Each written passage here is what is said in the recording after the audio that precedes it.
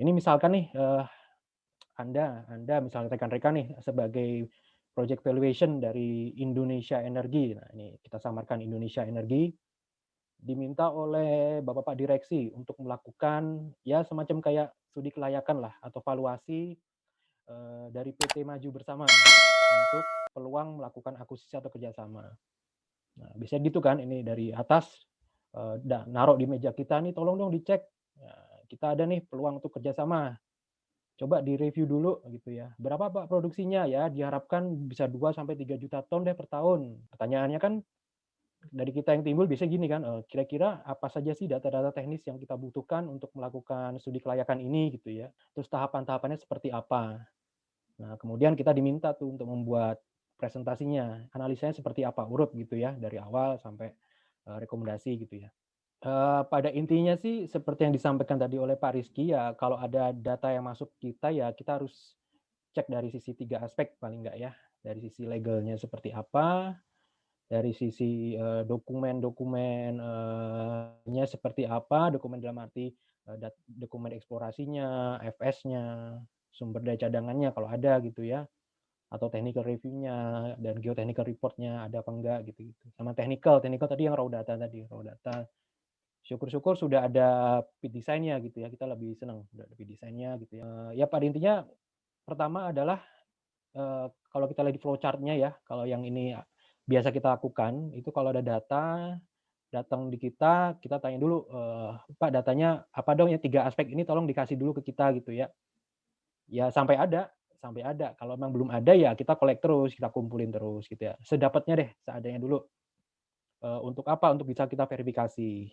Kalau belum sesuai ya balikin lagi, "Pak ini sepertinya nih belum lengkap Pak." Ya karena kita terbiasa untuk SOP ya, kalau kita udah SOP itu disepakati harus diikutin gitu ya, karena itu udah komitmen dari beberapa pihak. Tujuannya apa? Ya tujuannya semua biar, sisi keterbukaannya jelas gitu ya, keterbukaan, materiality-nya jelas gitu ya. Kemudian kalau sesuai ya baru kita, lakukan due diligence, dalam arti apa saja ya, pertama kita mungkin dari staff study dulu kita cek gitu ya. Kemudian setelah kita cek dapat gambaran, baru kita site visit. Nah, setelah hasil site visit, kita buat lagi risk assessment-nya. Nanti seperti apa risk assessment nanti kita jelaskan. Nanti kita sampaikan lagi ke bapak-bapak, yang di atas tadi kan, bapak direksi, "Pak ini, dari hasil site visit ini prospek Pak," gitu kan. Ya udah kalau prospek kita, running nih dari geological modelnya tadi dari Parsi udah oke, kita running dari mulai pit optimasi, sampai dengan pit design, buat production schedule, sampai ke financial model, sampai ke tahapan rekomendasi, gitu ya. Kalau udah oke, kita buat proposalnya gitu ya. Nah, proposal nanti kita presentasikan lagi, nanti disetujui apa enggak gitu ya. Kalau nggak disetujui, ya udah diarsipin. Mungkin modal kerjanya terlalu besar gitu kan katakanlah. Atau mungkin ya kita ada nih duitnya nih, yang penting jelas kan, kerjasamanya seperti apa ya. Nanti kalau udah oke, baru kita serah terimakan dari project development ke operation. Tentunya juga itu kan dari sisi internal kita, tentunya juga kita juga harus mempertimbangkan juga, SNI yang 5015 2019 terbaru ya. Artinya ada step-step saat dari sisi data geologi sudah terverifikasi dan tervalidasi oleh competent person sumber daya gitu ya.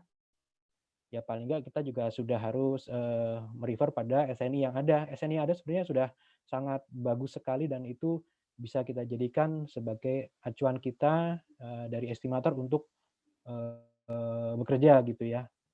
Karena dasar-dasar jelas. Jadi pertama kita lihat dulu, modifying faktornya kan kalau di sini ada parameter karakter, sosial, teknis, penambangan, kita lihat modifying faktornya, kemudian kita, hitung tuh asumsi keekonomisannya, kita sebutnya cash cost gitu kalau di sini. Sebutnya cash cost, dari cash cost itu kita bisa tahu, apakah ada, lokasinya gitu ya. Kemudian habis itu kita pilih, nah habis kita pilih, kita cek geotechnya, kita buat desain tambangnya, kita buat, production schedule-nya. Nah, di waktu yang singkat ini, mungkin, kita coba ya, kita coba mulai dari awal sampai ke finansial gitu ya, kita coba ya. Mudah-mudahan sih waktunya cukup, tapi paling enggak, eee, nanti dari rekan-rekan sudah ada gambaran di apa yang harus kita lakukan gitu ya. Ini saya cepat aja. Oke, tadi balik lagi kan kita diminta dibuat presentasi gitu ya, buatlah presentasi mengenai analisa project assessment. Oke, berarti, yang biasa kita lakukan, ya pertama kita harus cek dulu, project lokasinya di mana. Kemudian supply chain-nya itu supply chain dalam arti, jarak hauling. Nah, jarak hauling itu dari mulai tambang sampai ROM, dari ROM sampai ke pelabuhan berapa kilometer gitu ya. Dari pelabuhan sampai ke apa namanya, dari sampai pelabuhan sampai ke apa namanya, sampai ke laut gitu ya, itu berapa berapa kilometer gitu ya, berapa nautical mile. Kemudian apakah di area kehutanan, terus apakah termasuk ke formasi pembawa, kemudian kesiapan penambangannya seperti apa. Nah, ini kesiapan penambangan bisa dilihat dari site visit. Kemudian dari sini kita bisa bikin cash cost-nya. Jadi cash cost itu nanti ada parameter-parameter yang harus kita cek. Jadi dia, buat cash cost ini tidak harus site visit dulu baru bisa buat cash cost, tapi dari desktop study, dari project assessment awal, kita udah bisa takar duluan. Nah, setelah kita takar, nanti pas kita visit, kita memverifikasi hal-hal yang kita takar tadi itu. Nanti apa aja cash cost nanti kita review sama-sama. Nah, kemudian kita sampai ke pit optimasi, pit sama dam selection, buat production schedule, financial model, sampai rekomendasi.